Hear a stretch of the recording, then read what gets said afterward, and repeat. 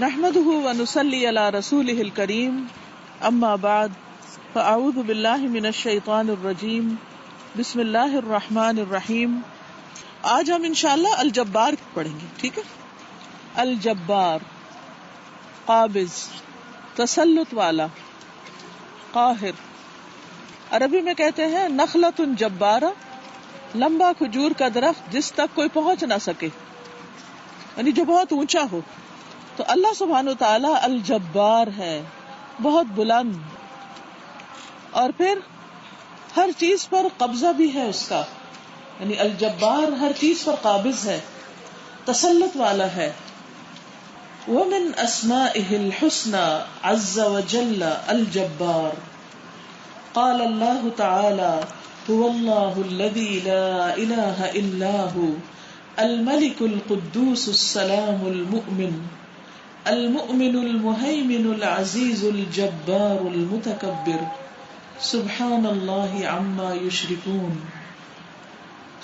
ومن اسمائه الحسنى، اور اللہ تعالیٰ کے اچھے اچھے یا خوبصورت ناموں میں سے ایک نام ہے. اور اللہ کون ہے؟ عز و جل، جو عزت والا ہے، جلال والا ہے، رتبے والا ہے، مرتبے والا ہے. وہ نام ہے الجبار. الجبار زبردست، قابض، بلند. ہم نے پہلے پڑھا تھا کہ اللہ سبحانہ تعالیٰ کی عبادت کا حق ادا نہیں ہو سکتا جب تک کہ ہم اللہ تعالیٰ کو پہچانتے نہیں. اور اللہ تعالیٰ کو پہچاننے کا طریقہ کیا ہے؟ اس کے کئی طریقے ہیں، لیکن اس میں سے ایک طریقہ اس کے ناموں اور اس کی صفات کے ذریعے اس کو پہچاننا، اس کے ایٹریبیوٹس کے ذریعے اس کو پہچاننا کہ وہ کون ہے، کیسا رب ہے. کیونکہ اگر ہم اس کو پہچان لیں گے اور اس کا مقام جان لیں گے تو پھر اس کی عبادت کا لطف اٹھائیں گے، اور پھر ہی وہ ساری نعمتیں میسر آئیں گی جس کا وعدہ اللہ تعالیٰ نے کیا ہے. کیا کیا نعمتیں؟ جو اللہ کو پہچان کر اس کی عبادت کرتا ہے پھر اس کو کیا فائدے حاصل ہوتے ہیں؟ نمبر 1، ایسا شخص اللہ تعالیٰ اس سے محبت کرتا ہے، فرشتے اس سے محبت کرتے ہیں، اس کا ملائے اعلیٰ کے ساتھ ایک تعلق ہو جاتا ہے. وہ رہتا دنیا میں ہے لیکن اس کا دل اوپر اٹکا ہوا ہوتا ہے، اور اس طرح وہ بلند خیال اور روشن ضمیر انسان ہو جاتا ہے. اس کا دل منور ہو جاتا ہے اور وہ اس نور سے دیکھتا ہے، اور اس نور کے ساتھ، اس بصیرت کے ساتھ فیصلے کرتا ہے. اس بصیرت کے ساتھ وہ دنیا میں اپنی زندگی گزارتا ہے. پھر اس کا اٹھنا بیٹھنا رہنا سہنا عام انسانوں کی طرح نہیں ہوتا. ایک وہ شخص ہے جو اللہ کو پہچان کر اس کی عبادت کرتا ہے، اور ایک وہ شخص ہے جو بغیر پہچانے عبادت کرتا ہے. تو اللہ تعالیٰ کو پہچاننے کے لیے اس کے ناموں کو جاننا ضروری ہے. تو ومن اسمائه الحسنى عز وجل الجبار، اللہ کے اچھے اچھے ناموں میں سے ایک نام الجبار ہے. قال اللہ تعالی، اللہ تعالیٰ کا فرمان ہے، هو اللہ الذی لا الہ الا هو، وہ اللہ وہ ذات ہے جس کے سوا کوئی الہ نہیں. هو الملک، وہی اصل بادشاہ ہے. القدوس، نہایت پاکیزہ. السلام، سراسر سلامتی یا سلامتی دینے والا اور ہر عیب اور نقص سے سلامت. المؤمن، امن دینے والا. المہیمن، نگہبان، حفاظت کرنے والا. العزیز، زبردست. الجبار، قابض، تسلط والا. المتکبر، بڑا ہی بن کر رہنے والا. یہ ہے اللہ. سبحان اللہ عما یشرکون، پاک ہے اللہ اس سے جو وہ شریک ٹھہراتے ہیں. یعنی اللہ سبحانہ وتعالی ہر طرح کے شریکوں سے پاک ہے. کیا کوئی اور اس کی طرح ہے؟ کیا کوئی اور ہے جس کے اندر یہ ساری صفات ہو؟ ہرگز نہیں. یہ صرف اللہ ہی ہے جو ان صفات کا مالک ہے. اسی کے ہیں اچھے اچھے نام، اسی کی ہیں اچھی اچھی صفات. لہٰذا ہمیں عبادت بھی اسی کی کرنی چاہیے. باقی جو بھی چیزیں اللہ کے سوا، سب کو اس میں پیدا کیا ہے، وہ سب مخلوق ہے، اور اللہ خالق ہے. تو خالق اور مخلوق برابر نہیں.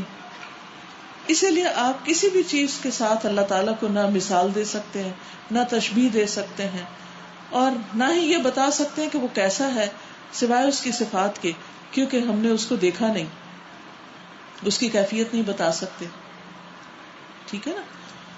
لیکن اس کے بارے میں جاننا ہمارے لیے عین سعادت کی بات ہے. اس کے بغیر عبادت کا حق ہی ادا نہیں ہو سکتا. هو اللہ الذی لا الہ الا هو الملک القدوس السلام المؤمن المہیمن العزیز الجبار المتکبر سبحان اللہ عما یشرکون. وقال النبی صلی اللہ علیہ وسلم تكون الارض يوم القيامة خبزة واحدة يتكفأها الجبار بيده كما يكفأ احدكم خبزته في السفر نزلا لأهل الجنة. وقال النبی، اور فرمایا نبی صلی اللہ علیہ وسلم نے، تكون الارض يوم القيامة خبزة واحدة، ہو جائے گی زمین قیامت کے دن ایک روٹی کی طرح، خبزۃ واحدہ یعنی ایک چپاتی کی طرح ہو جائے گی، بالکل اسپاٹ سفید، اور اس میں کوئی سلوٹ کوئی بل نہ ہوگا، اور اس کو جبار اپنے ہاتھ میں ہلائے گا. کما یکفأ احدکم خبزتہ فی السفر، جیسے تم میں سے کوئی سفر کے دوران اپنی روٹی کو ہلاتا ہے. نزلا لأہل الجنہ، اہل جنت کی مہمانی کے لیے. یعنی یہاں پر حدیث سے بھی اللہ سبحانہ وتعالیٰ کی صفت الجبار پتہ چلتی ہے. اللہ تبارک و تعالی هو الجبار العالی علی خلقہ علی ما اراد من امر و نہی الذی جبر الخلق علی ما یرید والذی جبر مفاقر الخلق وکفاہم اسباب الرزق والمعاش فی الدنیا والآخرہ. اللہ تبارک و تعالی، تبارک کا کیا معنی؟ بہت برکت والا، و تعالی اور بہت بلند. هو الجبار، وہی جبار ہے، وہی زبردست ہے. العالی علی خلقہ، جو بلند ہے اپنی مخلوق پر. جیسے پہلے میں نے عرض کیا نا، عربی زبان میں کہتے ہیں نخلۃ جبارہ، کھجور کا وہ درخت جو بہت ہی اونچا ہو، جس سے کھجوریں اتارنی بڑی مشکل ہو، وہاں تک پہنچنا بہت مشکل ہو. تو اللہ سبحانہ و تعالی بہت بلند ہے. العالی علی خلقہ، اپنی ساری مخلوق سے اوپر ہے. مخلوق میں جو ہمیں نظر آتی ہے یہ زمین ہے، یہ آسمان ہے، اور پھر جو ہمیں نظر نہیں آتا قرآن مجید سے ہمیں پتہ چلتا ہے وہ 7 آسمان ہیں، ایک آسمان کے اوپر ایک، پھر ایک، پھر ایک، 7 تک. پھر اس کے اوپر کیا ہے؟ اس کے اوپر عرش نہیں. کیا ہے اس کے اوپر؟ بتائیے. 7 آسمانوں کے اوپر کیا ہے؟ جنت الفردوس، ٹھیک ہے، اور پھر پانی، اور پھر عرش، ٹھیک ہے. اللہ سبحانہ و تعالیٰ اپنے عرش پر مستوی ہے، اس کی کیفیت نہیں ہمیں پتہ. ایسا نہیں کہ اس نے عرش کے اوپر کرسی رکھی ہوئی اور اس پر بیٹھا ہوا ہے، ہرگز نہیں. نہ یہ پتہ چلتا ہے کہ وہاں پاؤں رکھ کے کوئی کھڑا ہے یا عرش نے اس کو سنبھالا ہوا، ہرگز ایسا نہیں. یہ بھی نہیں جیسے آتا ہے کہ من فی السماء، وہ جو آسمان میں ہے. جیسے نبی صلی اللہ علیہ وسلم نے ایک باندی سے پوچھا تھا کہ اللہ کہاں ہے، تو اس نے کہا تھا فی السماء، آسمان کی طرف انگلی اٹھائی تھی کہ آسمان میں. تو اس کا یہ مطلب نہیں کہ ایک کے اوپر ایک آسمان ہے تو اللہ تعالیٰ کسی آسمان میں، اور اوپر کا آسمان اللہ تعالیٰ کو اوپر سے سایہ کر رہا ہے، یا کسی مخلوق نے اس کو اٹھایا ہوا ہے. ایسی باتیں اللہ تعالیٰ کے بارے میں نہیں سوچتے ہرگز، کیونکہ ہمیں کیفیت نہیں معلوم. یہ ہمیں پتہ چلتا ہے کہ وہ ہر چیز سے اوپر ہے، کوئی چیز اس سے اوپر نہیں. جب یہ بات ہوتی ہے کہ وہ سب سے اوپر ہے تو پھر ہماری فیلنگ کیا ہوتی ہے؟ ہمارا کیا دل چاہتا ہے کہ ہم اس کے آگے جھک جائیں، کیونکہ وہ بہت بلند ہے. تو جب لفظ الجبار آپ کے سامنے آئے تو آپ کے ذہن میں کیا آنا چاہیے؟ سب سے پہلے بہت اونچا، العالی علی خلقہ، اپنی مخلوق پر عالی بلند، القاہر خلقہ علی ما اراد من امر و نہی، القاہر قاہر، خلقہ اپنی مخلوق پر، اپنی مخلوق پر قبضہ رکھتا ہے، قدرت رکھتا ہے، علی ما اراد، جو بھی اس نے ارادہ کیا، من امر و نہی، امر یا نہیں میں سے، یعنی اللہ سبحانہ تعالی کا اختیار ہے، اس کی مرضی کہ وہ اپنی مخلوق کو جس چیز کا چاہے حکم دے، کرو یا نہ کرو. قرآن مجید میں بھی آتا نا، انما امرہ اذا اراد شیئا ان یقول له کن فیکون. اللہ سبحانہ تعالیٰ جب کسی کام کا ارادہ کرتا ہے تو حکم دیتا ہے کہ ہو جا، اور وہ ہو جاتا ہے. اس لیے کبھی بھی دعا مانگتے ہوئے مایوس نہ ہو. آپ یہ کہا کریں کہ اللہ تعالیٰ آپ کے لیے تو کچھ بھی مشکل نہیں، آپ نے تو صرف کن کہنا ہے اور کام ہو جانا ہے. میرے لیے مشکل ہے، آپ کے لیے نہیں ہے. تو آپ دیکھیے کہ القاہر خلقہ علی ما اراد من امر و نہی، وہ اپنی مخلوق میں سے جس کو بھی جو حکم دینے کا ارادہ کرے وہ دے سکتا ہے، اور جس چیز سے روکنا چاہے وہ روک سکتا ہے. سورج چاند کس کی مرضی سے چل رہے ہیں؟ اللہ کی مرضی. بارش کس کی مرضی سے اترتی؟ اللہ تعالیٰ کی مرضی. اور کس کی مرضی سے رک جاتی ہے؟ تو یہ ہے امر اور نہیں. ہم نہ بارش کو لانے والے تھے اور نہ روکنے والے. سارا اختیار وہ صرف اسی کے پاس ہے. اور پھر اتنی خوشی ہوتی ہے نا کہ جس رب کو ہم مانتے ہیں، جس کی ہم عبادت کرتے ہیں، جس کے آگے ہم جھکتے ہیں، سب چیزیں اس کی مرضی کے مطابق ہو رہی ہیں. ایک ایک پتا، ایک ایک ذرہ. وہ آپ کسی درخت کو دیکھتے ہیں تو بھی اتنی حیرانی ہوتی ہے، میں بہت فیسینیٹ ہوتی ہوں کہ یہ زمین سے کیا نکلتا آ رہا ہے، نکلتا آ رہا ہے، نکلتا آ رہا ہے، نکلتا. پتے نکل رہے، پھل نکل رہے، پھول نکل رہے ہیں، اور یہ کہاں سے آ رہے ہیں؟ اگر ہم اس کو کھودنا شروع کریں تو مٹی ہی مٹی ہے بس.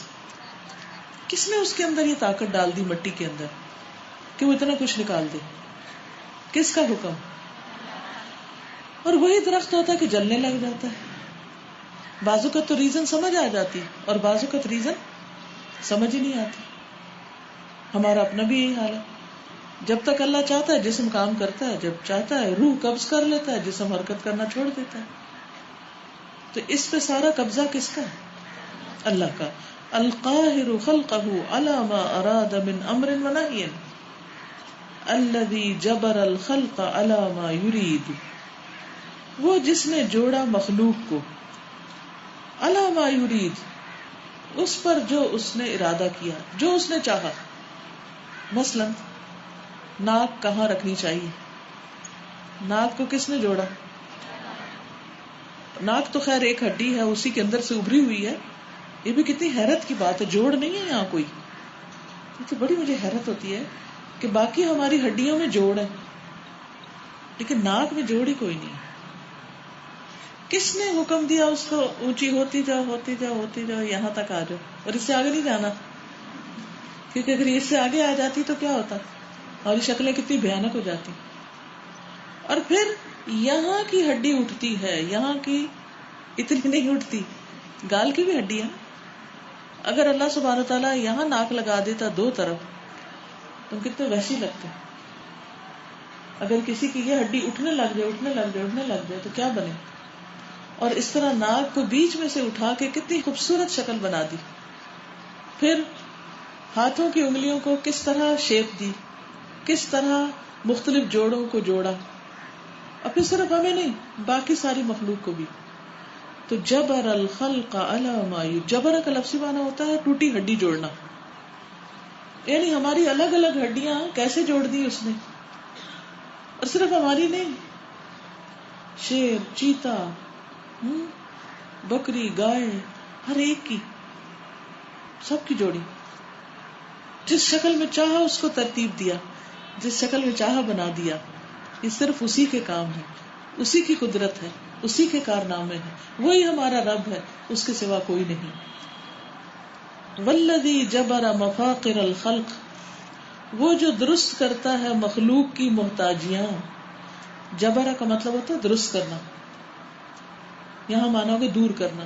مفاقر فقر سے, فقر کس کو کہتے ہیں؟ محتاجی. وہ جو مخلوق کی محتاجی کو دور کرتا ہے. ہم سب کون محتاج, ضرورت مند, اور ہماری ضروریات کون پوری کرتا ہے؟ اللہ سبحانہ وتعالی. وَكَفَاهُمْ أَسْبَابَ الرِّزْقِ وَالْمَعَاشِ فِي الدُّنْيَا وَالْآخِرَةِ, اور کافی دیے ان کو رزق کے اسباب, ان کو بہت سا رزق عطا کیا.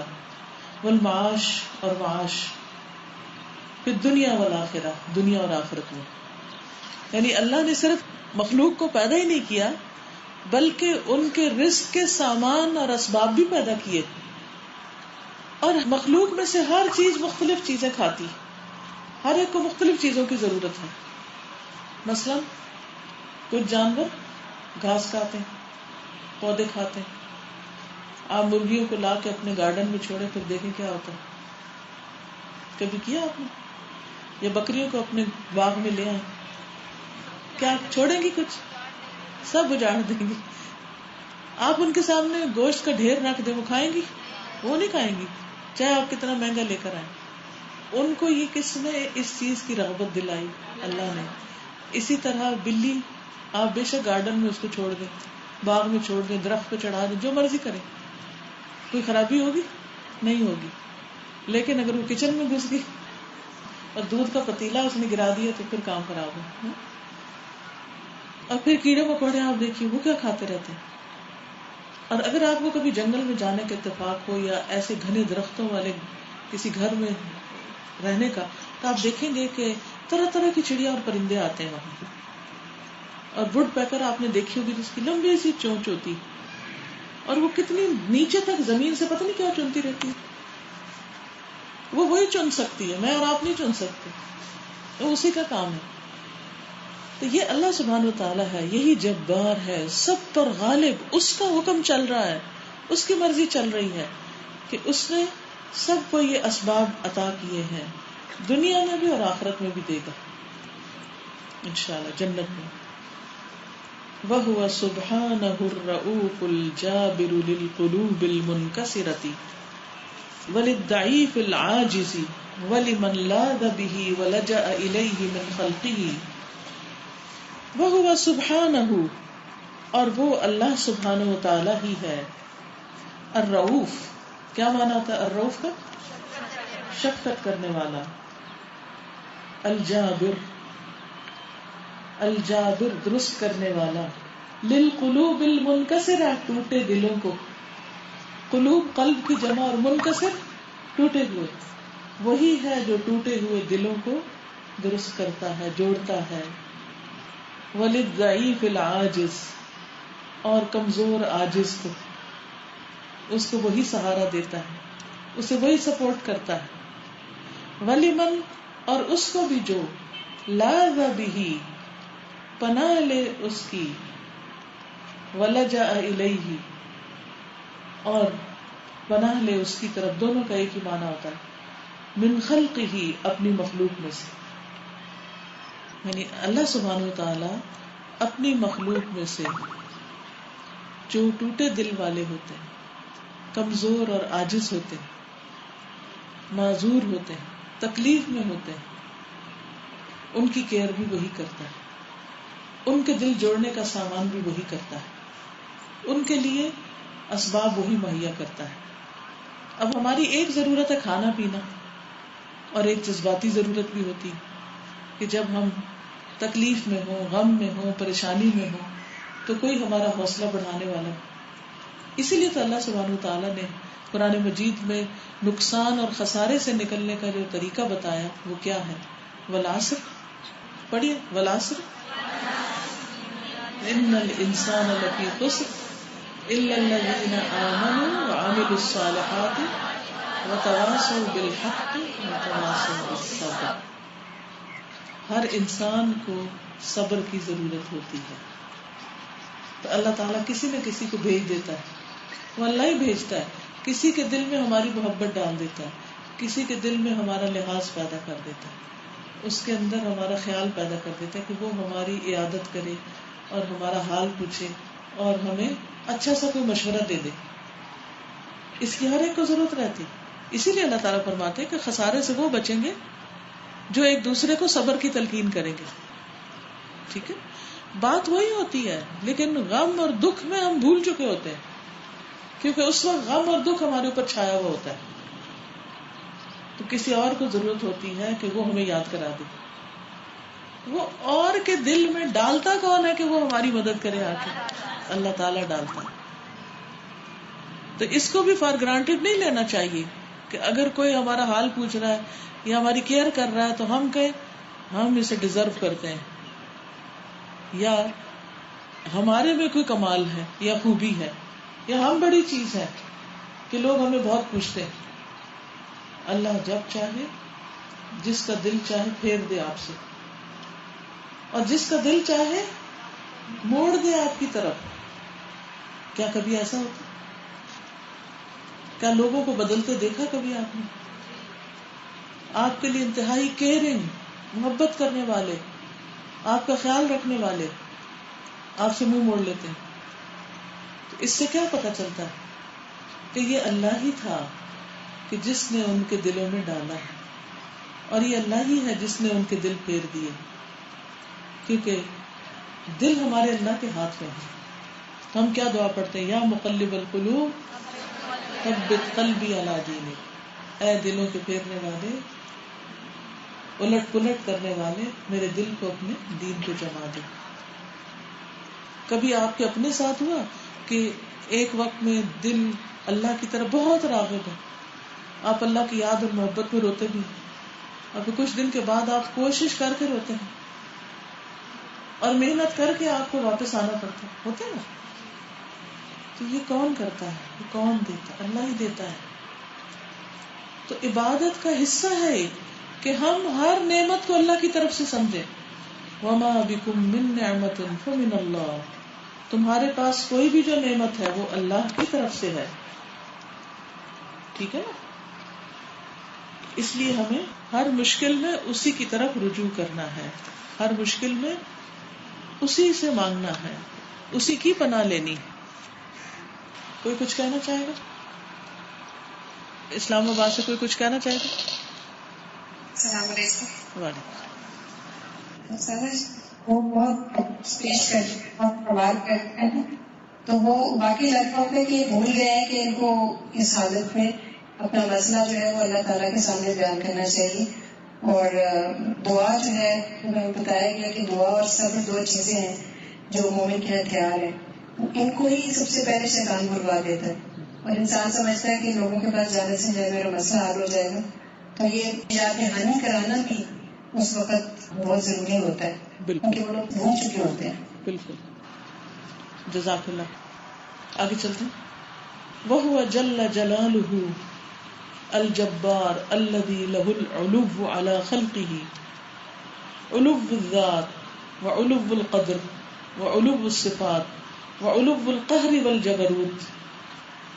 وَهُوَ جَلَّ جَلَالُهُ, اور وہ جو جلال اور عظمت والا ہے, الجبار جو الجبار ہے, الذی وہ جو, لہ العلو علی خلقہ, اسی کے لیے ہے علو بلندی اپنی مخلوق پر, وہ اپنی مخلوق پر بلند ہے.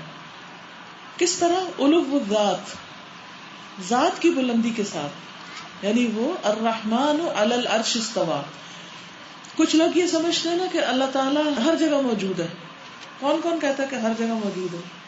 اور دیکھیں نا, اب سبھی کہہ رہے ہیں اللہ عرش پر ہے. اللہ سبحانہ تعالیٰ عرش پر ہے, ہر جگہ نہیں ہے. وہ اپنے علم کے ساتھ ہر جگہ ہے, لیکن اس کی ذات بلند ہے.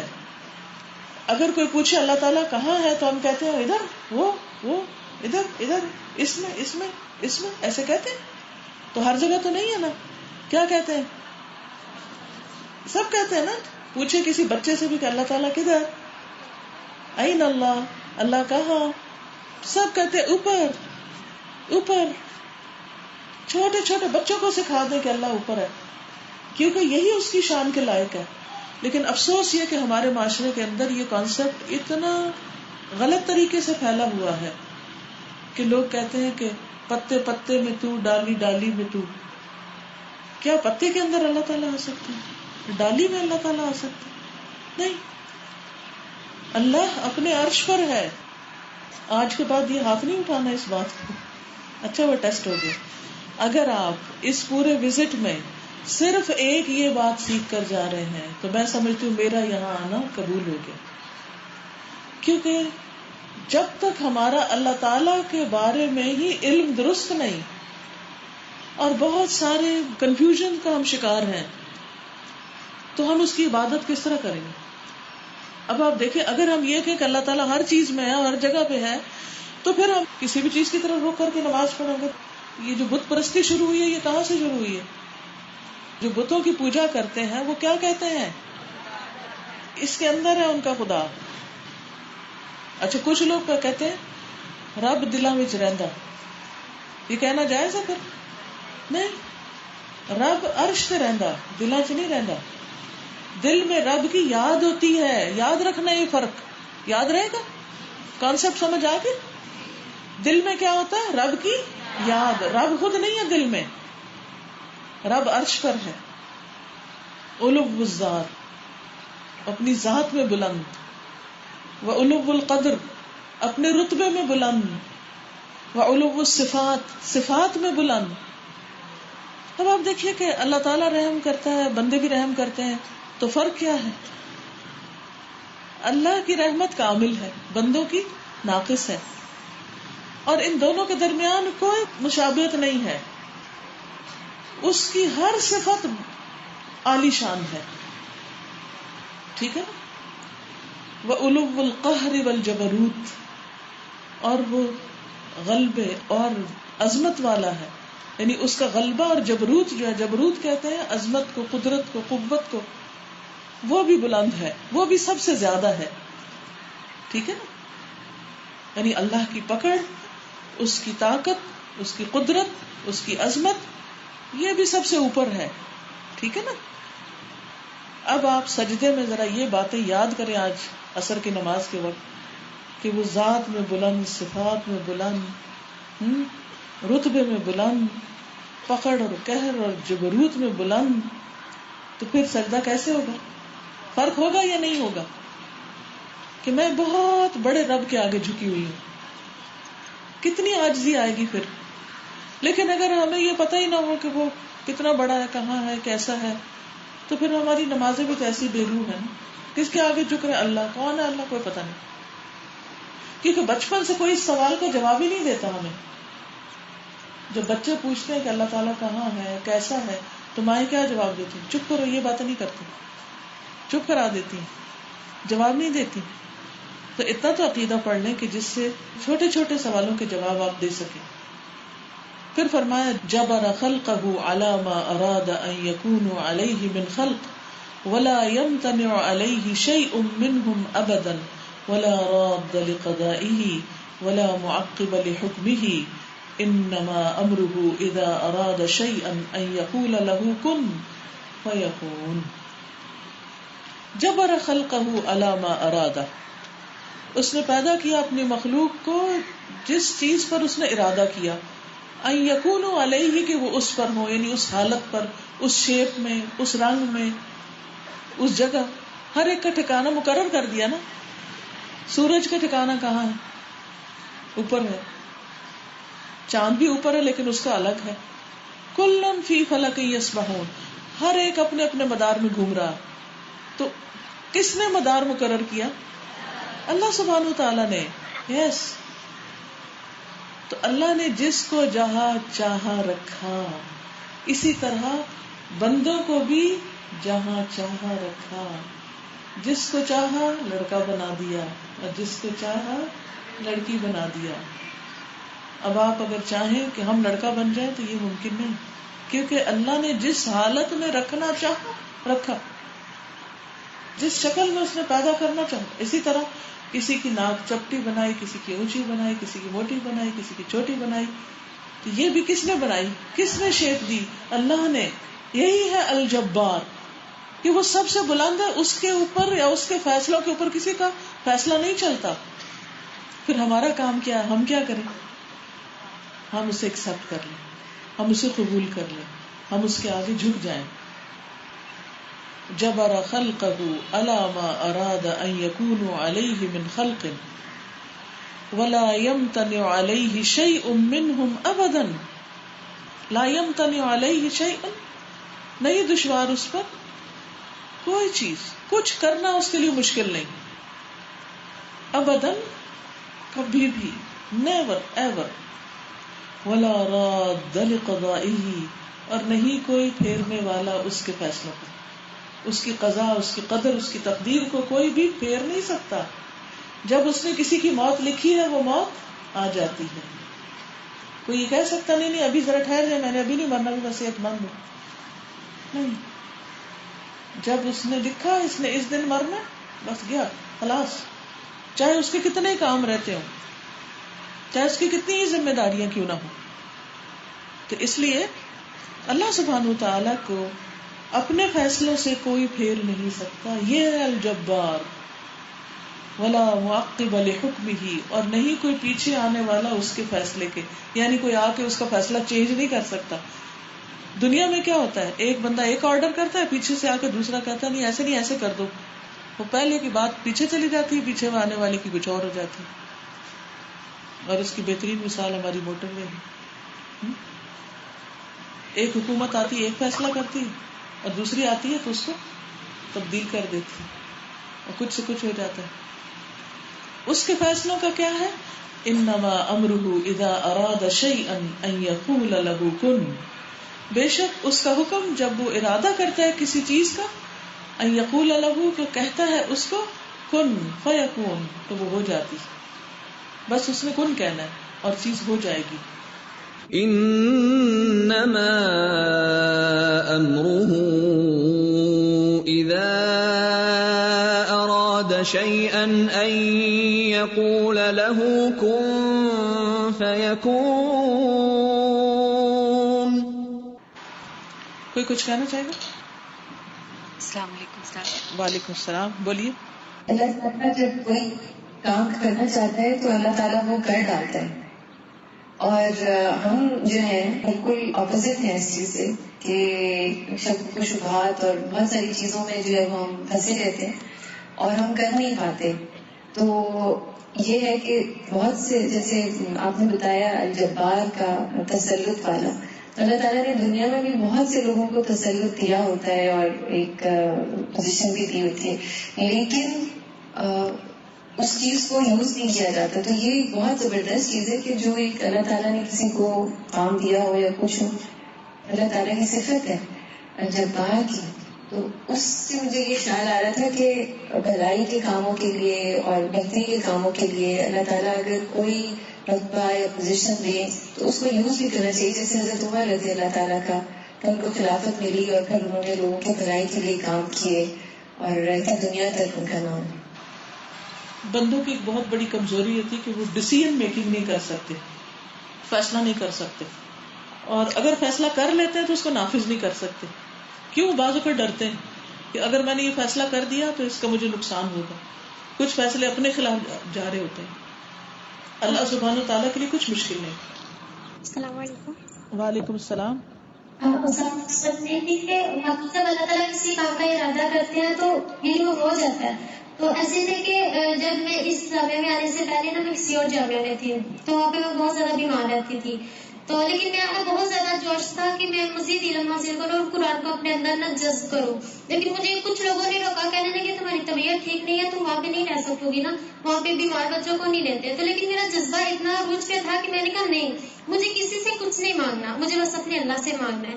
مجھے وہ اپنے والے بہت کہتا کہ گھر والوں نے بھی یہ کہا کہ نہیں تمہاری طبیعت ٹھیک نہیں ہے، ابھی نہ تم جاؤ.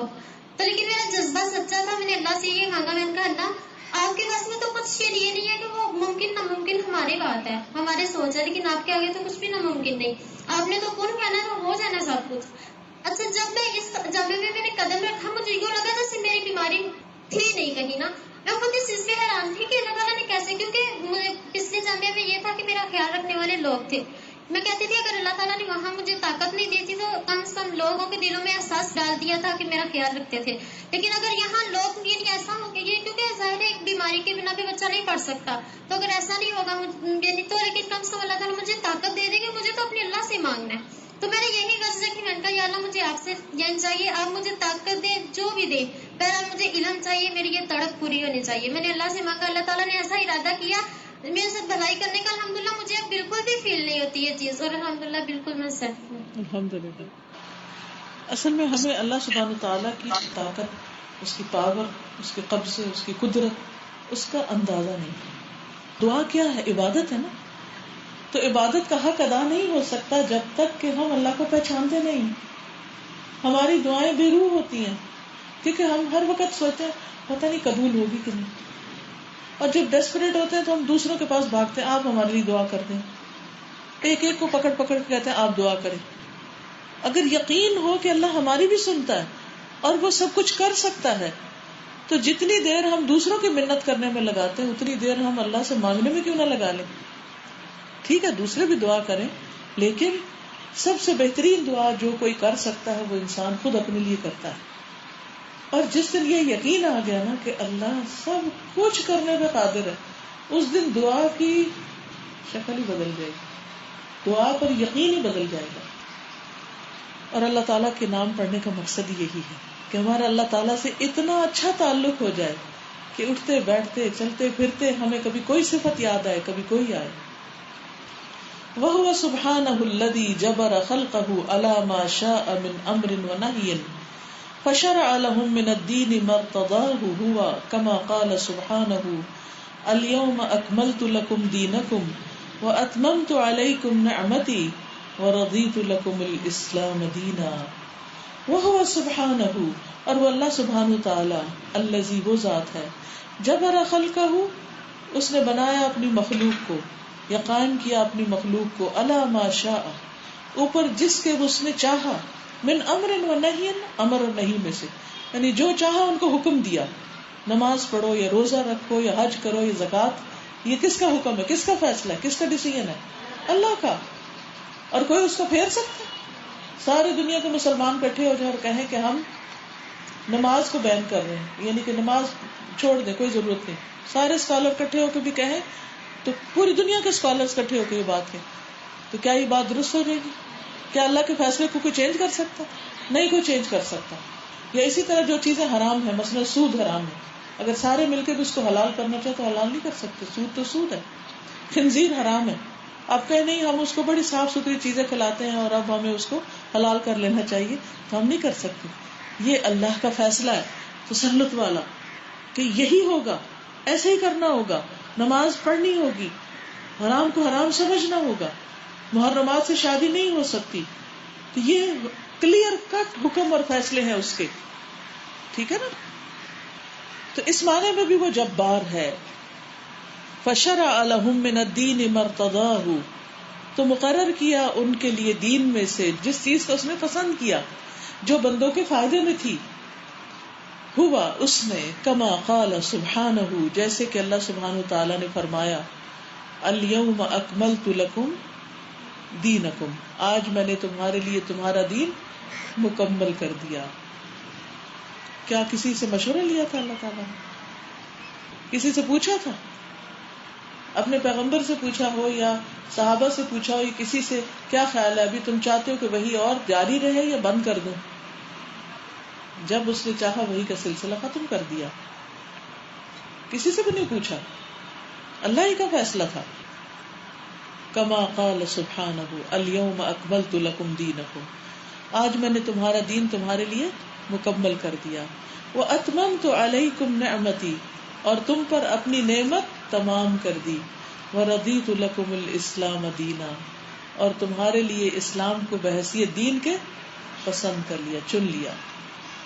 اليوم أكملت لكم دينكم وأتممت عليكم نعمتي ورضيت لكم الإسلام دينا. کوئی کچھ کہنا چاہے؟ السلام علیکم. وعلیکم السلام. یہ ایک تو یہ جو ہم چیز کہتے ہیں کہ اللہ تعالیٰ ہر جگہ پہ موجود ہے, آج یہ کانسیپٹ کلیئر ہو گیا. اور دوسرا یہ کہ ہر نعمت اللہ کی طرف سے ہے، یہ بھی جو ہے عبادت ہے، جبکہ ہم نے دوسروں سے ایکسپیکٹیشنز لگائی ہوئی ہوتی ہیں، اور مطلب یہ پھر شرک میں آئے گا جو ہم دوسروں سے ایکسپیکٹ کر رہے ہوتے ہیں.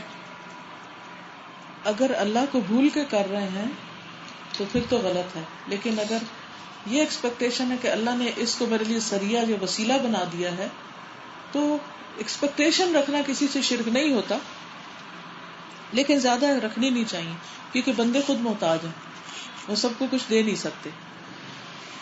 آگے چلتے ہیں.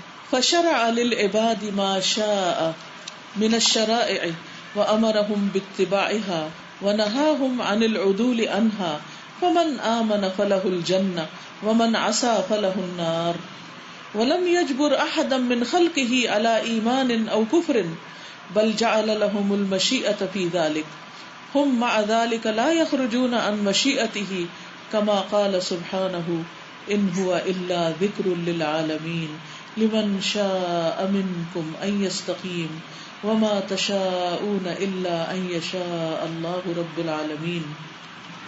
فشرع تو اس نے مقرر کیا للعباد بندوں کے لیے ما شاء جو بھی چاہا من الشرائع شریعتوں میں سے، یعنی شریعت میں سے جو چاہا اپنے بندوں پر لاگو کیا. وامرہم اور انہیں حکم دیا باتباعها اس کی پیروی کا، یعنی قرآن مجید میں کھول کے بتا دیا یہ کرو یہ نہ کرو، امر نہیں سب واضح کر دیا اور انہیں پابند کیا.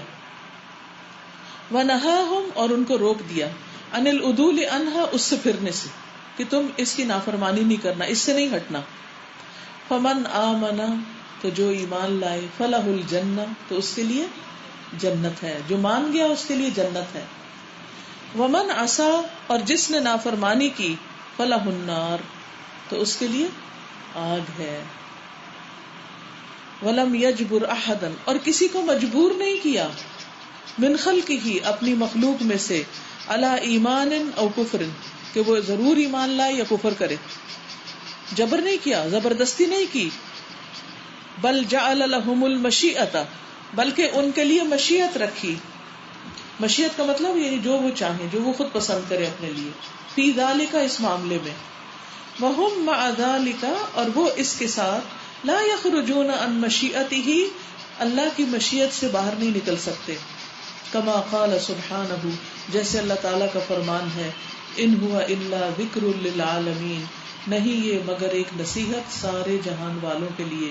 لمن شاء منکم ان یستقیم ہر اس شخص کے لیے جو تم میں سے سیدھی راہ پہ چلنا چاہے.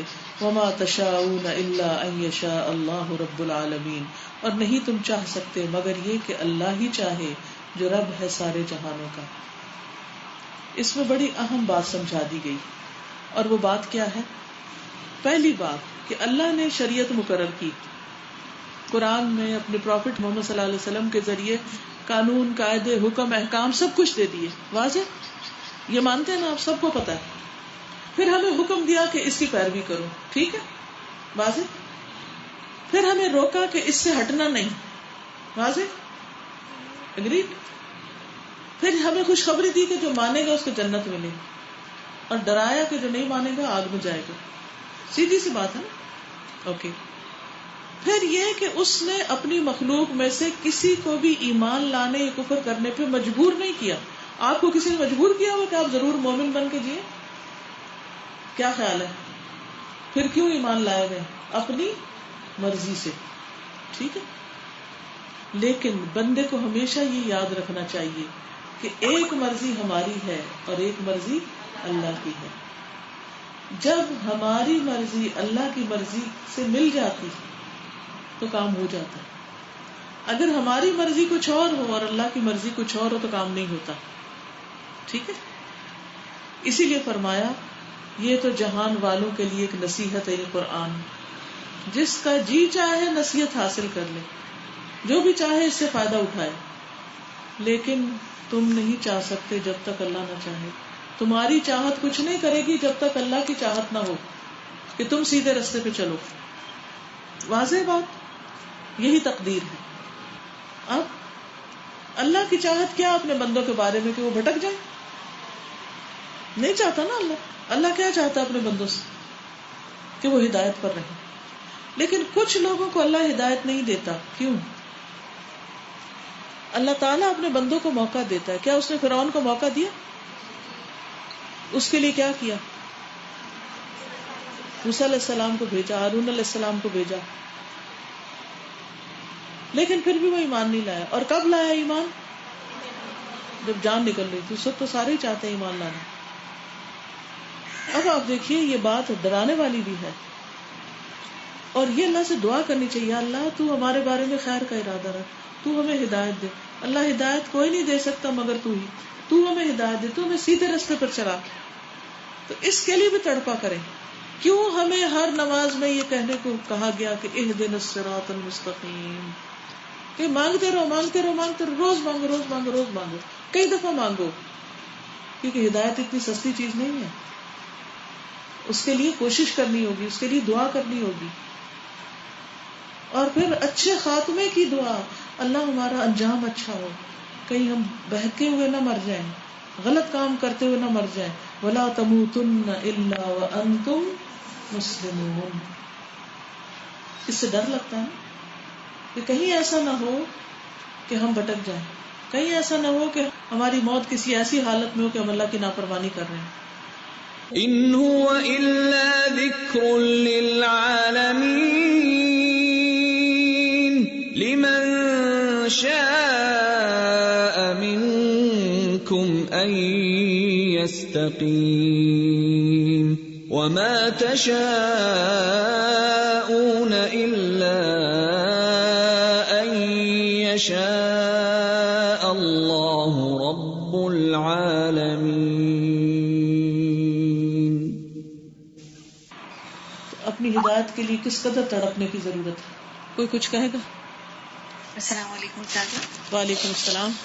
مجھے وہ یاد آ رہا ہے سادہ جو حضرت محمد صلی اللہ علیہ وسلم جبریل علیہ السلام ایک دفعہ بیٹھے ہوئے تھے اور اتنا زیادہ وہ روئے اس بات پر کہ کہیں اللہ تعالیٰ ہمیں بھی اسی طریقے سے نہ آزما لے جیسے ابلیس کو آزمایا تھا. تو ہم لوگ بڑے کمفرٹیبل ہو جاتے ہیں, مطلب باقی کمفرٹ تو ہم چلے جاتے ہیں ہماری نماز میں, اور اللہ تعالیٰ اس لیول کا نہیں. تو یہ واقعی جو ڈسکشن کس قدر ڈرنے کی بات ہے نا. ابلیس عبادت گزار تھا کہ نہیں؟ نیک تھا نا. پھر کیا ہوا؟ اللہ تعالیٰ نے اس کو ایک ٹیسٹ میں ڈالا اور وہ ٹیسٹ فیل کر گیا. ہمارے پاس کوئی گارنٹی ہے کہ ہم ہر وقت سیدھے ہی رہیں گے؟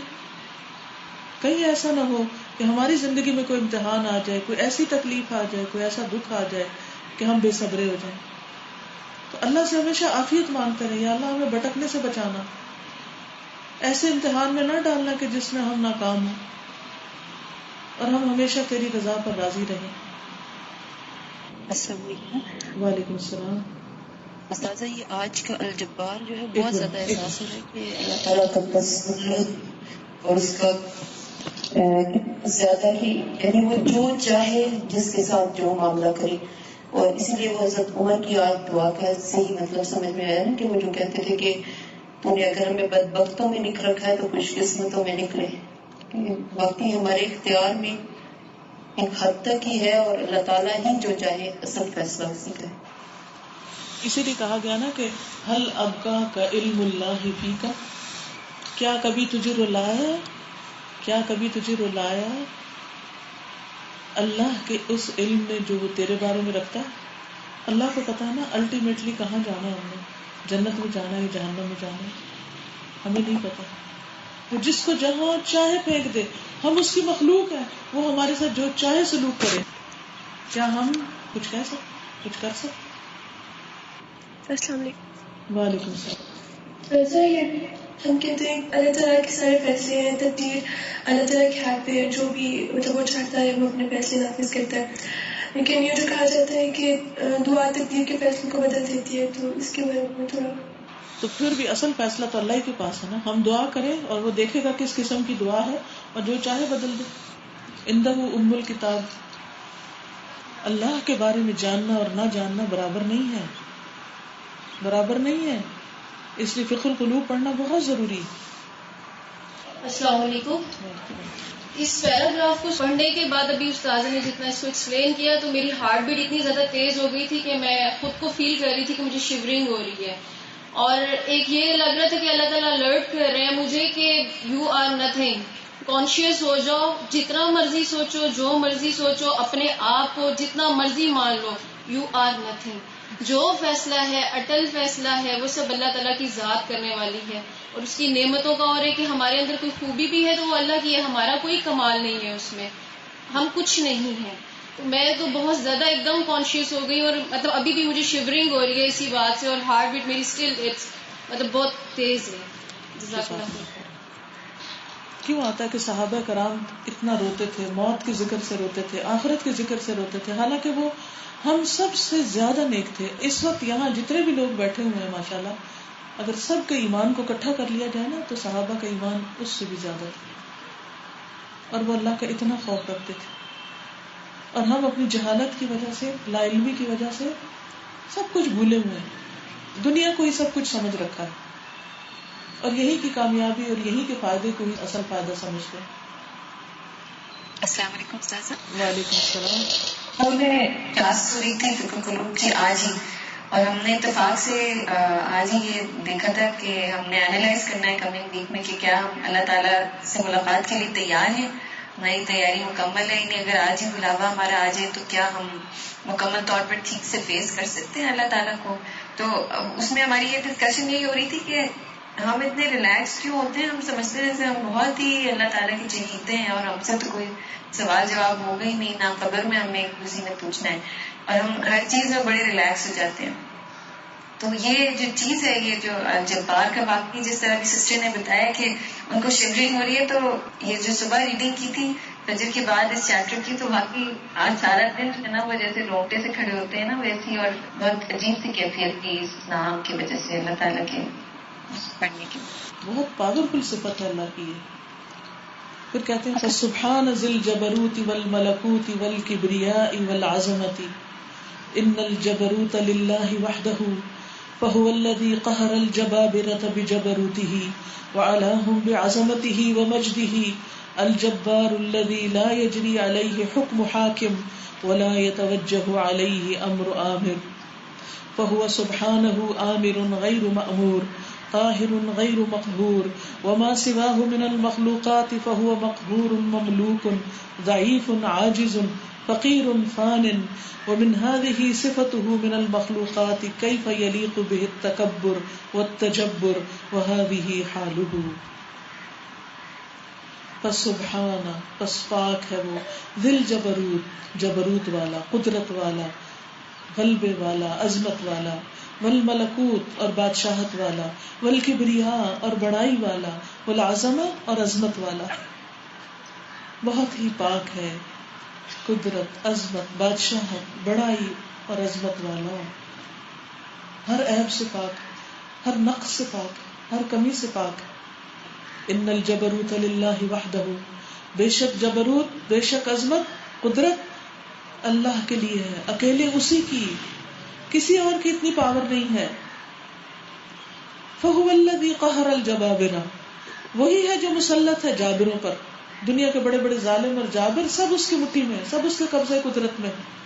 بجبروتی ہی، اپنی جبروت کی وجہ سے، اس کی جبروت کی وجہ سے باقی سب اس کے محکوم ہے، مغلوب ہے اس کے آگے.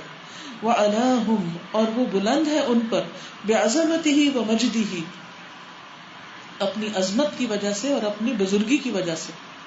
یعنی دنیا میں کتنے بھی بڑے بڑے بادشاہ اور سپر پاورز اور پتہ نہیں کون کون آئے ہیں اور ہیں اور ہوں گے، وہ سب اللہ سبحانہ وتعالیٰ کے سامنے دم نہیں مار سکتے، ان کی کوئی طاقت نہیں، وہ سب اس کے کنٹرول میں ہیں، اس کے کنٹرول میں، اس کے قبضے میں. وَعَلَاهُمْ بِعَظَمَتِهِ وَمَجْدِهِ الْجَبَّارُ، وہ جبار، الَّذِي لَا يَجْرِي عَلَيْهِ حُكْمُ حَاكِم، نہیں چلتا اس پر کسی حاکم کا حکم. دنیا کے جتنے بھی حاکم ہیں، جتنے بھی ڈکٹیٹرز ہیں، ان میں سے کسی کا بھی حکم اللہ پہ نہیں چلتا، وہ اللہ کی مرضی کو نہیں موڑ سکتے. اب آپ دیکھیں ہٹلر کے ساتھ کیا ہوا. ہٹلر جابروں میں سے ایک جابر ہے نا، لیکن کیا اپنی طاقت کے بلبوتے پر جو ہر ایک کو ختم کر لیتا تھا جتنا وقتی اختیار اس کو ملا، کیا وہ اپنی موت سے بچ سکا؟ اسی طرح اور فرعون ہے، حامان ہے، قارون ہے، جتنے بھی دنیا میں کسی بھی پاور یا اقتدار یا مال و دولت یا کسی بھی وجہ سے بڑے بنے ہوئے، ان سب کا کیا حال ہے؟ کل من علیہا فان، سب فنا ہو گئے، مٹی میں پڑے ہیں، کسی کو نام بھی نہیں پتا کہ کون کہاں دفن ہے، اور اگر پتا بھی ہے کہ کہاں دفن ہے تو کوئی پتہ نہیں اس پر گزر کیا رہی، وہ کس مصیبت میں جکڑا ہوا ہے۔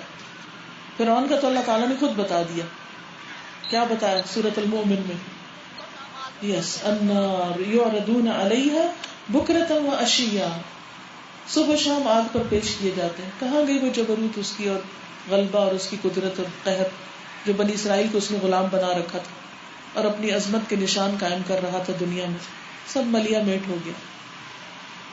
اور آج دنیا میں اگر کہیں وقتی طور پر کوئی عہدہ، کہیں کوئی اسٹیٹس مل بھی جاتا ہے ہمیں، مثلا خواتین کو گھر میں ہی اگر ماں ہے یا ساس ہے یا کوئی بڑا مقام ہے، یا کوئی کسی اسکول میں کوئی بڑا ہے، کوئی پرنسپل ہے، کوئی ایڈمنسٹریس ہے، کہیں پر بھی کسی کے پاس کوئی اتھارٹی، کیا حقیقت ہے اس کی؟ کتنے دن کی؟ جب ہم زندہ ہوتے ہیں نا، کیسی کیسی باتیں کرتے ہیں۔ جب ہمارے پاس کوئی پراپرٹی ہوتی ہے یا کوئی زیور ہوتا ہے یا کوئی مال و دولت ہوتا ہے تو ہم ایسے غرور اور تکبر میں آ جاتے ہیں کہ ہم کسی کو انسان نہیں سمجھتے، اور ہم فیصلے سنانے لگتے ہیں، فلاں کو تو میں ایک مچھر کے پر برابر نہ دوں، فلاں کو تو میں آگ کر دوں، اور فلاں کو نکال دوں، اور نکال بھی دیتے ہیں لوگ، لیکن پھر خود کہاں جاتے ہیں؟ خود دنیا سے چلے جاتے ہیں۔ بڑی بڑی باتیں کرنے والے اور بڑے بڑے ظلم ڈھانے والے سب اللہ کے آگے بے بس ہیں، بے بس، نرے بے بس۔ لا یجری علیہ حکم حاکم، کسی حاکم کا حکم ان پہ نہیں چلتا، یعنی اللہ سبحانہ وتعالیٰ پر، ولا یتوجہ علیہ امر عامر، اور نہ متوجہ ہوتا ہے اس پر یا نہ جاتا ہے اس پر کسی عامر کا، کسی ڈکٹیٹر کا کوئی حکم۔ فہو سبحانہ عامر غیر مأمور، وہ اللہ سبحانہ وتعالیٰ حکم دینے والا ہے، اس پر کسی کا حکم نہیں چلتا۔ قاہر غیر مقہور، وما سواہ من المخلوقات فہو مقہور مملوک، وہ زبردست ہے، کوئی اور اس پہ تسلط قائم نہیں کر سکتا۔ وما سواہ، اور جو اس کے علاوہ ہے، من المخلوقات، مخلوقات میں سے، فہو مقہور، وہ ہے مجبور، مملوک، غلام، ضعیف، کمزور، عاجز، بے بس، فقیر، محتاج، فان، فانی، فنا ہونے والا۔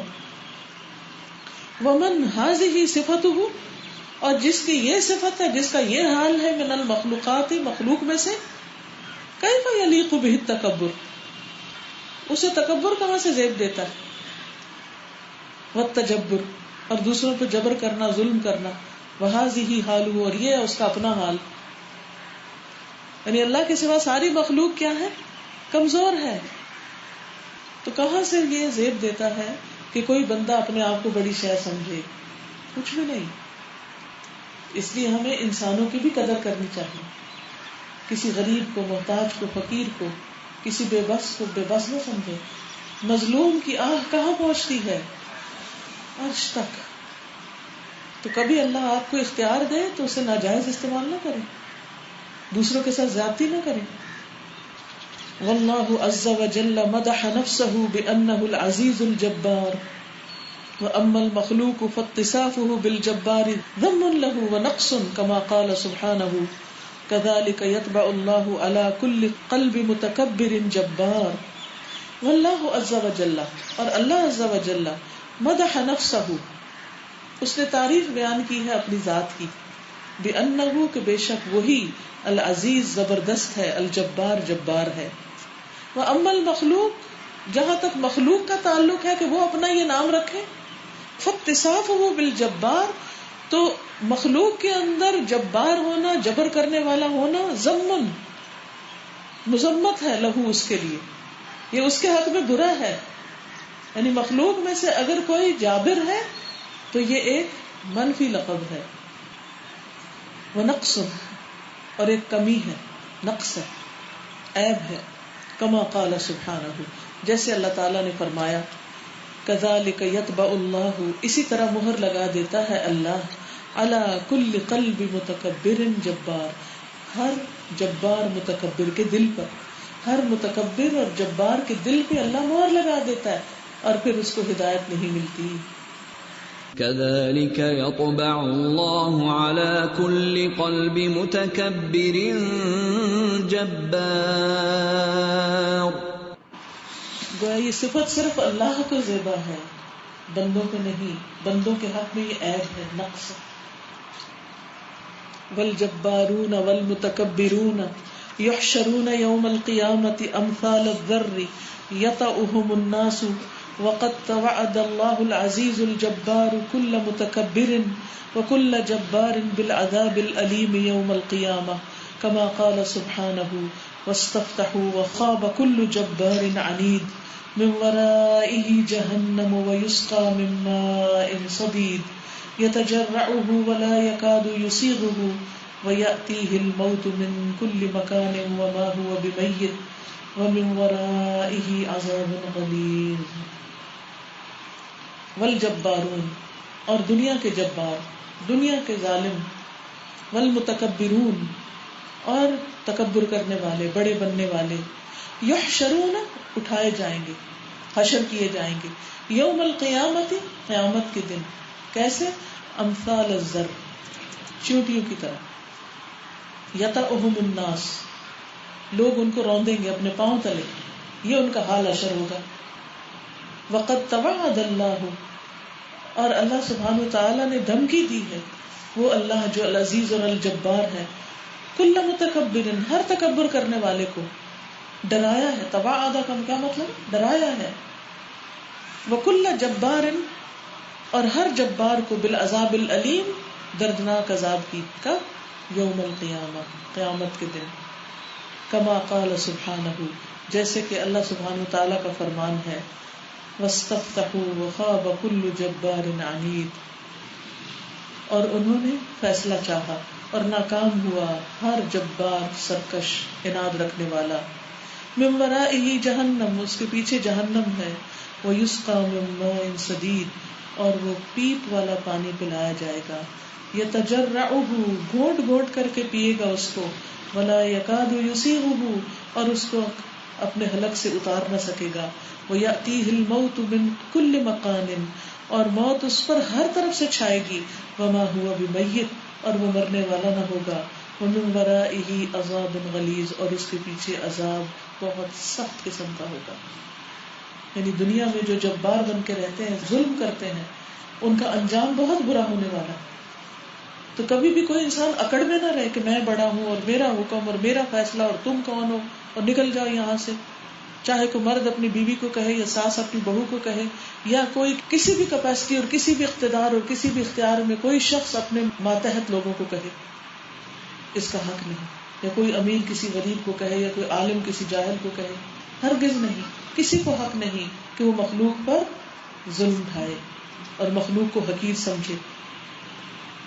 اور جو دنیا میں بڑے بڑے جبار بنتے ہیں، جیسے ابو جہل تھا، ابو لہب تھا، تو ان کا انجام یہ بتا دیا گیا کہ ان کا آخری انجام کیا ہونے والا ہے. جہنم میں ان کے ساتھ سب سے سخت معاملہ کیا جائے گا. جو دنیا میں جتنا بڑا بن کے رہتا ہے، تکبر کرتا ہے، اس کا قیامت کے دن اتنا ہی ذلت والا حال ہوگا، اتنا چونٹیوں کی طرح اٹھایا جائے گا. اس لیے ہر وقت ڈرتے رہنا چاہیے، ہر وقت ہمبل ہونا چاہیے، دوسروں کے ساتھ اچھا معاملہ کرنا چاہیے، آگے بڑھ کے سلام کرنا چاہیے، دوسروں کی خیر خبر رکھنی چاہیے. کبھی اپنے آپ کو ایسی چیز نہ سمجھے کہ جس سے ظلم ڈھانے والوں میں شامل ہو جائے. واستفتحوا وخاب كل جبار عنيد من ورائه جهنم ويسقى من ماء صديد يتجرعه ولا يكاد يسيغه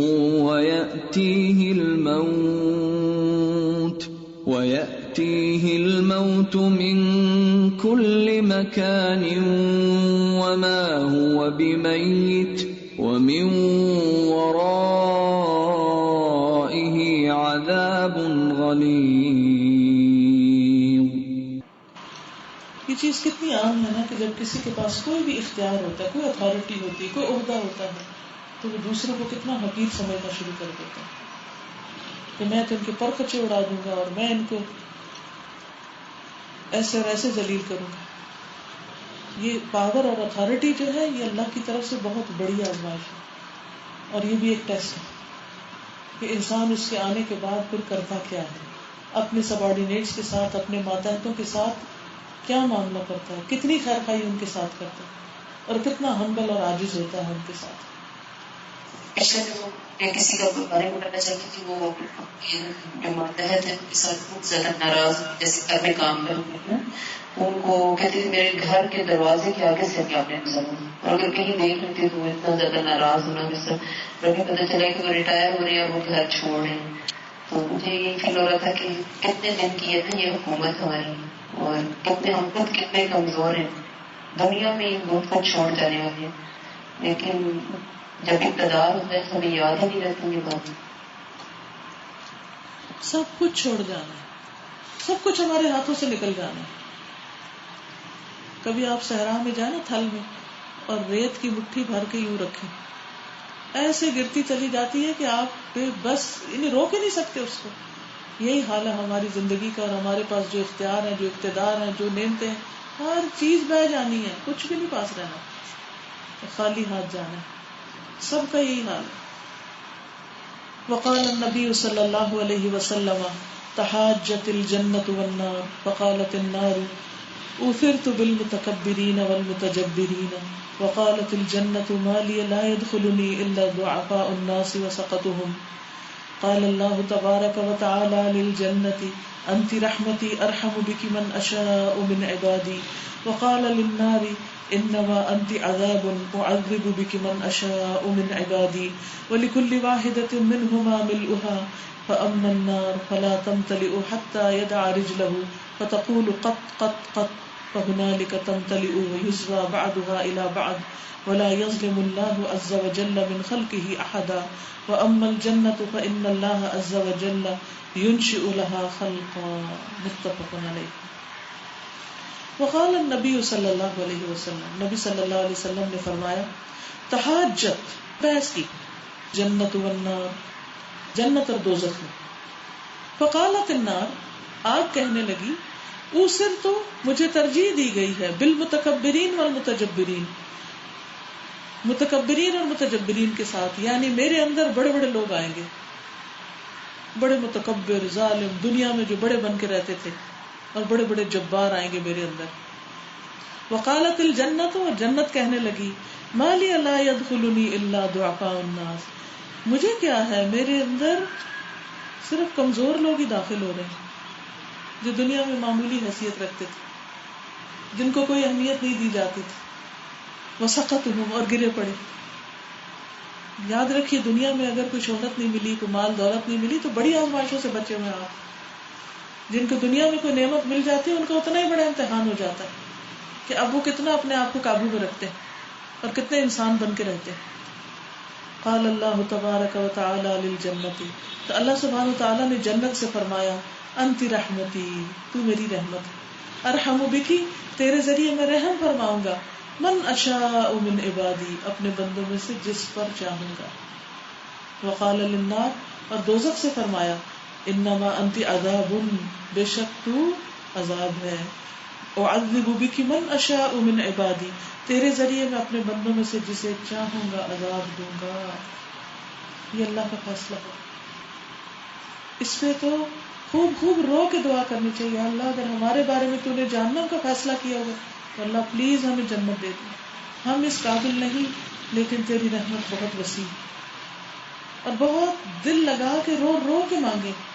یہ کوئی معمولی چیز نہیں ہے، جنت اتنی سستی چیز نہیں ہے کہ آپ کچھ بھی نہ کریں، توجہ ہی نہ اور ایسی جھولی میں آ پڑے. اور کئی لوگ کہتے ہیں اچھا ہماری قسمت میں جنت میں چلی جائیں. مانگے اللہ سے، ہمیں کیا پتا کیا ہونے والا ہے کل. پھر فرمایا وَلِكُلِّ وَاحِدَةٍ مِّنْهُمَا، اور ہر ایک کے لیے ان دونوں میں سے ملؤھا، اس کا بھرنا ہے، دونوں بھری جائیں گی. اللہ اکبر. فَأَمَّا النَّارُ جہاں تک جہنم کا تعلق ہے فَلَا تَمْتَلِئُ تو نہیں بھرے گا حَتَّى يَدَعَ رِجْلَهُ یہاں تک کہ اللہ تعالیٰ اپنا قدم اس پہ رکھ دیں گے. کیونکہ وہ کہے گی نا حل من مزید حل من مزید, ایک گروہ ڈالا گیا اور ڈالا کہے گی ابھی بہت جگہ اور بھیج دیں. تو اللہ تعالیٰ اپنا پاؤں اس پہ رکھ دے گی. تو فتقول قط قط قط کہے گی بس بس بس اب میرا پیٹ بھر گیا کافی ہے. فَهُنَالِكَ تَمْتَلِئُ پھر اس وقت وہ بھر جائے گی. وَيُزْوَى بَعْضُهَا إِلَى بَعْضٍ اور اس کا بعض حصہ بعض سے مل جائے گا, سکڑ جائے گی اور تنگ ہو جائے گی. اور اس میں آپ دیکھیے ایک آگ اور اوپر سے بند تنگ. اور وَيْلٌ لِكُلِّ هُمَزَةٍ لُمَزَةٍ میں کیا آتا ہے؟ ہلاکت ہے ہر تانا دینے والے کے لیے جو منہ در منہ اور پیٹ پیچھے تانے دیتا ہے اور عیب لگاتا ہے. الذی جمع مالا وعددا جو مال جمع کرتا ہے گن گن کے رکھتا ہے, صدقہ نہیں کرتا, خیرات نہیں کرتا, کسی کو نہیں دیتا. یحسب ان مالہ اخلدا اور اس پر وہ یہ بھی سمجھتا ہے کہ اس کا مال ہمیشہ اس کے پاس رہے گا. کلا ہرگز نہیں. لینبذن فی الحطمہ ضرور وہ توڑ پھوڑ دینے والی میں پھینکا جائے گا جہنم میں. وما ادراک ما الحطمہ تمہیں کیا پتا توڑنے والی کیا ہے وہ؟ نار اللہ الموقدہ بڑکائی ہوئی آگ اللہ کی. التی تطلع علی الافئدہ جو دلوں تک پہنچ جائے گی. انہا علیہم مؤصدہ فی عمد ممددہ وہ ان پر بند کر دی گئی ہوگی بڑے بڑے ستونوں میں, جیسے اوون ہوتے ہیں نا اس میں ڈال کے بندوں کو بھر دیا جائے گا. دل کو پکڑ لے گی آگ کیونکہ دل ہی تو خرابی کی جڑ ہے. یہیں سے تو سارے فساد اٹھے, ساری بے حیائی اور ساری غلط چیزیں اور خیالات برے برے سب یہیں سے تو اٹھے تھے جن کے اوپر عمل کر کے پھر اس مصیبت کو پہنچے. تو اس لیے آخرت کا سفر کوئی آسان نہیں ہے, ایک بڑا امتحان ہے ہم سب کا.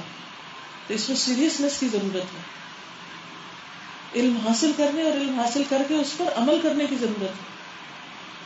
ولا یظلم اللہ عز وجل من خلقہ احدا اور اللہ عز وجل اپنی مخلوق میں سے کسی پر بھی ظلم نہیں کرتا.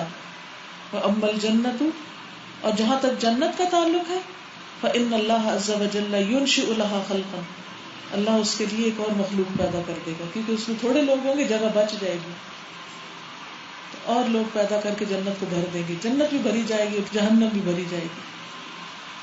لیکن جنت میں جانے والے کون ہیں؟ جو ہمبل ہیں, عاجز مزاج لوگ, ڈاڈے لوگ نہیں.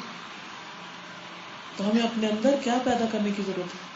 نرمی پیدا کرنے کی ضرورت ہے, عاجزی پیدا کرنے کی ضرورت ہے, دوسروں کے ساتھ اچھا معاملہ کرنے کی ضرورت ہے. ٹھیک ہے ہم سب کو غصہ آ جاتا ہے لیکن یہ سوچیں کہ اللہ سبحانہ وتعالی ہمارے اوپر, ہم غصہ کر کے کسی کو اگر نقصان پہنچائیں گے تو بچ کے بھاگ نہیں جائیں گے.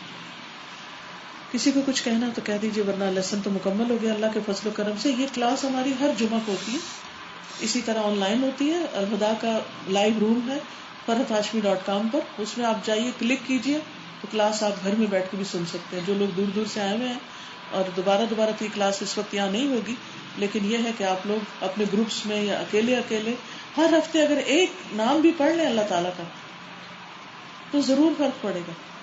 It will make a lot of difference. تو پڑھنا اور نہ پڑھنا برابر نہیں ہے. السلام علیکم ورحمۃ اللہ وبرکاتہ. ایک تو حدیث سے میں تھوڑا سا حوالہ دینا چاہوں گی کہ حضور صلی اللہ علیہ وسلم نے جیسے فرمایا کہ اس جنت کی طرف لپو جس کی مسافت بہت بڑی ہے اور 1000 میل سے کئی سالوں کی مسافت سے اس کی خوشبو آتی ہے, اور جہنم کی آگ سے بچو جو ایسی ہے اور ایسی ہے جس کے بارے میں سارا سب بندے جانتے ہیں. میں اس بارے میں ایک چھوٹا سا واقعہ, سچا واقعہ جو سعودیہ میں پیش آیا وہ میں سب کے سامنے شیئر کرنا چاہوں گی. چھوٹا سا واقعہ ہے لیکن بہت ہی غور طلب ہے, شاید کسی کے دل میں میری بات اتر جائے. کہ سعودیہ میں وہاں پر اقامہ جو بھی خارجی وہاں کے ہوتے ہیں سعودیہ سے باہر کے, ان کے لیے اقامہ لازمی ہوتا ہے. تو ایک آدمی ریاض سے اپنے کسی رشتے دار سے ملنے کے لیے کسی گاؤں میں گیا. وہاں پر اس رشتے دار کے پاس تھا تو اس کے ساتھ والے گھر میں کسی کی ڈیتھ ہو گئی. اس نے سوچا میں اپنے رشتے دار کے ساتھ جا کے اس کی میں بھی جنازے میں چلا جاتا. وہ چلا گیا, اقامہ اس کی فرنٹ جیب میں تھا. تو وہاں جا کے وہ اس کی پہلے نماز جنازہ اس نے پڑھی, اس کے بعد وہ تدفین کے لیے ساتھ چلا گیا. وہاں پر جب وہ میت کو لحد میں اتارنے لگا تو اس کو اقامہ اس کا وہاں قبر کے اندر گر گیا. اس کو پتہ نہیں چلا, وہ گھر آ گیا واپس. جب وہ غسل کر کے کپڑے بدلنے لگا تو اس کو محسوس ہوا کہ میرا اقامہ اس کو یاد ہے. اس نے سوچا کہاں گرا ہوگا پھر اس کو یاد آیا کہ میں نے فرنٹ پاکٹ میں رکھا ہوا تھا اور وہ لازمی جب میں وہ تو وہاں گر گیا. اب وہاں پر اقامے کے بغیر انسان جو ہے غیر قانونی ہے اور اس کو کسی بھی وقت پولیس شرطے وہاں پر پکڑ کے لے جا سکتے ہیں. اس نے اپنے رشتے دار سے بات کی, رشتے دار نے پھر وہ امام صاحب سے بات کی کہ اس طرح یہ مسئلہ ہے, ہم اس کو کس طرح حل کر سکتے ہیں. انہوں نے کہا کہ میت کے گھر والوں سے بات کر لیتے ہیں, اگر وہ اجازت دیتے ہیں تو ہم وہاں سے کھود کے تھوڑا سا اتنی ہی جگہ اسی سائڈ سے کھود کے اقامہ نکالیں گے, کیونکہ یہ بہت بڑی پرابلم ہے یہاں پر. بہرحال امام صاحب نے گھر والوں سے پرمیشن لی. اب وہ گاؤں تھا چھوٹا سا, اور وہ ایسا واقعہ اس گاؤں میں پہلے کبھی بھی نہیں ہوا تھا, اس لیے سارا گاؤں اس کو دیکھنے چل پڑے کہ کیا ہوتا ہے وہاں آگے جا کے. وہ سب لوگ وہاں لحد پہ پہنچے. اس کے بعد اس کی سرہانے والی سائڈ سے, جس سائڈ پہ اس نے بندے نے بتایا, وہاں سے جب انہوں نے مٹی کھودنی شروع کی تو وہاں سے خوشبو آنے لگ گئی اندر سے.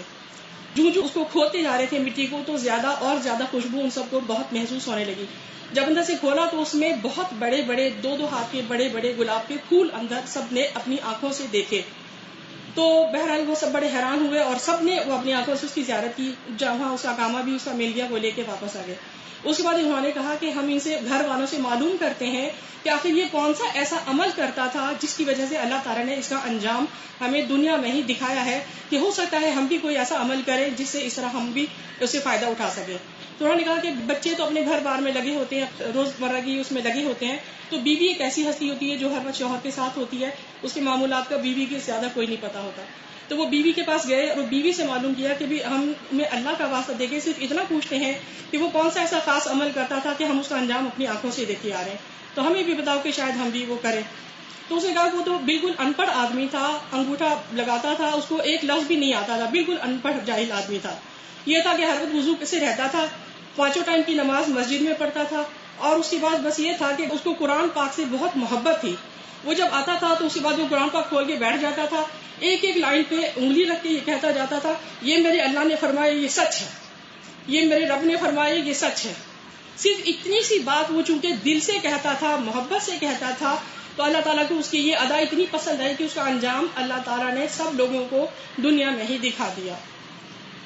تو اسی طرح ہم اگر کوئی بھی عمل کریں, کسی بھی عمل کو حقیر مت سمجھیں, کہ جیسے ہے نا کہ فرمان کے ایک بکری کے کھر جیسا عمل, کہ وہ بھی ہماری نظر میں بظاہر وہ حقیر ہوتا ہے, لیکن ہمیں نہیں پتا کہ وہ آگے کسی کے کتنے زیادہ وہ کام آ سکتا ہے. بس صرف شرط یہ ہے کہ خلوص نیت سے ہو اور صرف اللہ تعالیٰ کے لیے ہو, کہ ہم کوئی عمل کریں تو ہم دنیا میں کسی کو دکھائیں نا کہ ہم نے یہ کر لیا, ہم نے یہ کر لیا, ہم نے یہ کر لیا, جیسے مخلص بن کے اللہ تعالیٰ کے حضور میں وہ نہ بن کے جانا. السلام علیکم. وعلیکم السلام. ان کی بات کی مفہوم کو جاری رکھتے ہوئے یہ مثال شیئر کرنا چاہوں گی کہ ایک آدمی یعنی بہت زیادہ آگ اس کے نیچے جلاتا ہے اور پھر اعلان کرتا ہے کہ اس آگ کو کود کے جو آگے نکل جائے گا وہ 1 کلو سونا پا لے گا. اب اس کے اعلان سے سارے لوگ چوپ اٹھے, لیکن ان میں سے کچھ کے ذرا قدم ٹکمکانے لگے, شک میں پڑ گئے کہ پتہ نہیں یہ آدمی سچ کہہ رہا ہے کہ نہیں. یعنی کہ اگر تو اس کی بات پہ یقین ہے تو پھر تو وہ کود کے مل جائے گا, لیکن اگر کسی کو شک پڑ گیا کہ یہ نہ ہو کہ ہم اتنی مشقت بھی کریں, آگ میں کودے جلے اور پھر پتہ نہیں سونا وہاں پہ موجود ہو کہ نہیں, وہ تو پیچھے رہ گئے. لیکن جس نے اس کی بات پہ یقین کر لیا اعتماد کے ساتھ کہ ہاں اگر اس نے کہا تو سچ کہا تو میں البتہ یہ کود کے سونا پا لوں گا, اس کے لیے وہ آگ بھی ٹھنڈی ہو جائے گی صرف سونا پانے کے لیے, اور وہ پا بھی لے گا. اسی طرح اگر آج جس شخص کو نبی صلی اللہ علیہ وسلم کی بات پہ یقین ہے, اگر ہم نیک عمل کریں گے یعنی طریقے سے چلیں گے تو مرتے ہی ہم جنت میں جائیں گے, تو جس کو پکا یقین ہوگا اس کے لیے دنیا کی مصیبتیں ٹھنڈی ہو جائیں گی اور وہ جنت کو پا بھی لے گا. لیکن جس شک میں پڑ گیا کہ پتہ نہیں یہ مصیبتیں برداشت کر کے بھی پتہ نہیں جنت ملے کہ نہیں, پتہ نہیں یہ ایمان ہے ہمارا کہ نہیں, تو وہ پھر واقعی ہی پیچھے رہ جائے گا. اس لیے آج ہمیں اپنے ایمان کو چیک کرنا ہے کہ ہمارا ایمان کس لیول کا ہے, کیا ہم شک میں مبتلا ہیں. اور ایک بات یہ سمجھ نہیں آتی کہ جو جھوٹ بولتی ہیں یعنی اکثریت کے لوگ مذاق میں جھوٹ بولنا نہیں چھوڑتے, پتہ نہیں ان کو نبی کی بات پہ یقین نہیں ہے, چھوٹی چھوٹی بات پہ وہ دیکھو بھلا وہ دیکھو بھلا, حالانکہ وہ نہیں ہوتا. یا پھر یہ کئیوں کہہ دیتے ہیں کہ جو کرنے کا ارادہ نہیں ہوتا میں ایسا کروں گی, مذاق میں ہنسی میں ایسا کر دوں گی, حالانکہ ارادہ نہیں ہوتا تو اسے پتہ میں نہیں کر پاؤں گی, پھر وہ کہہ دیتی ہیں. صرف یہ چیز میں یاد دلانے کے لیے کہنا چاہوں گی کہ صرف نبی کی بات پہ یقین رکھتے ہوئے نبی صلی اللہ علیہ وسلم کی ہر حدیث کو یقین سے پڑھے, اور انشاءاللہ اس سے ایمان بھی آپ کا بڑھے گا اور مضبوطی بھی ہوگی. میم آج کل ہمارے جو اسکول سسٹمز ہیں, ہم لوگ اسکولس وغیرہ یونیورسٹیز وغیرہ میں جب جاتے ہیں تو ٹیچرز ہمیں بہت بیک اپ کرتے ہیں اس چیز کے لیے کہ آپ بیسٹ ہو سب سے اور آپ سب سے اچھے ہو, اور پھر وہ چیز ہمارے بیہیویئرس میں بھی آتی ہے. پیرنٹس بھی ہمیں اسی چیز کے لیے پش کر رہے ہوتے ہیں. اور پھر جیسے آپ نے وہ حدیث میں بتایا کہ جو لوگ کمزور ہوں گے اور جو لوگ گرے پڑے ہوں گے, مطلب وہ ویک ہوں گے اور وہ جنت میں جائیں گے. تو یہ چیزیں ہم لوگ یوزلی نہیں سنتے, تو ہمیں سننے میں تھوڑی سی نا ہمیں پسند نہیں آتی اس طرح کی باتیں. ہمیں لگتا ہے کہ ہم لوگ پرومیننٹ ہوں, ہمیں کیونکہ سب نے یہی کہا ہے. کیونکہ ہمیں پسند آتا ہے کہ کوئی ہمیں پھلاتا رہے, ہمیں تعریف کرتا رہے. کوئی تعریف کرے تو ہم کتنے خوش ہو جاتے ہیں, چاہے وہ جھوٹی کیوں نہ ہو. اور اگر کوئی سچی بات کرے تو ہم کتنے ناراض بھی پھر ہوتے ہیں اور کتنے ٹوٹ بھی جاتے ہیں. ایک ہوتا ہے نا کہ ایک آرٹیفیشل طریقے سے ہمیں وہ کچھ بنا دیا جاتا ہے کہ جو ہم حقیقت میں ہوتے نہیں. اصل بات یہ ہے گرے پڑے سے مراد کہ جیسے مثلا مکہ میں ایک طرف ابو جہل اور ابو لہب تھے جو اکڑے ہوئے تھے, اور دوسری طرف بلال حبشی ہیں اور باقی جو صحابہ ہیں جو ایمان لائے ہیں, اور ان کو طرح طرح کی اذیتیں دی جا رہی ہیں, اور ان کو سمجھا جاتا تھا کہ یہ کچھ نہیں. نوح علیہ السلام کے فالوورز کون تھے, ان کے سردار کیوں نہیں آتے تھے ان کے پاس, یہ کہتے تھے کہ آپ کمزور لوگ ہیں, ان کو یہاں سے ہٹائیں. تو اللہ تعالیٰ نے منع کر دیا کہ نہیں, ان کو نہیں ہٹانا. لیکن اس کا یہ مطلب نہیں کہ عمر جیسے طاقتور نہیں تھے, وہ بھی تھے. عبد الرحمن بن عوف جیسے مالدار بھی تھے, لیکن ان کی طاقت اور ان کا مال کہاں لگا, اپنے سیلف پروجیکشن میں نہیں. ہمیں جب یہ اس طرح کے اسٹروکس ملتے ہیں تو پھر ہم کیا کرتے ہیں, اپنی ذات میں کھو جاتے ہیں, اپنے آپ کو ہی سب کچھ سمجھنے لگتے ہیں اور ہر چیز پر اپنا حق سمجھنے لگتے ہیں, which is wrong. میم اگر ہم لوگوں نے اس چیز کو ڈائگنوز کرنا ہو پرسنلی کہ ہمیں ہے یا نہیں, اور اس کو کیور بھی کرنا ہو, جی کیسے کریں؟ اگر ہمیں یہ ڈائگنوز کرنا کہ ہمارے اندر ہے یا نہیں, تو اس میں دو چیزیں ہیں. تکبر کی جو ڈیفینیشن کی گئی ہے وہ ہے اللہ کے حکم کا انکار کرنا, حق کو قبول نہ کرنا, یعنی جب کوئی صحیح بات سامنے آئے تو اسے کہنا یہ I can't accept this. اور دوسرا لوگوں کو اپنے سے کمتر سمجھنا, حقیر سمجھنا. اس سے کیسے بچا جا سکتا ہے؟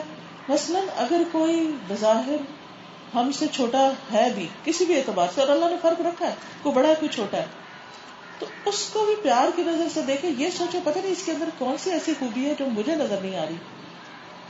اللہ کی کوئی بھی مخلوق بیکار نہیں ہے, تو پھر آپ اس کو بھی توجہ دیں گے, اس کو بھی امپورٹینس دیں گے.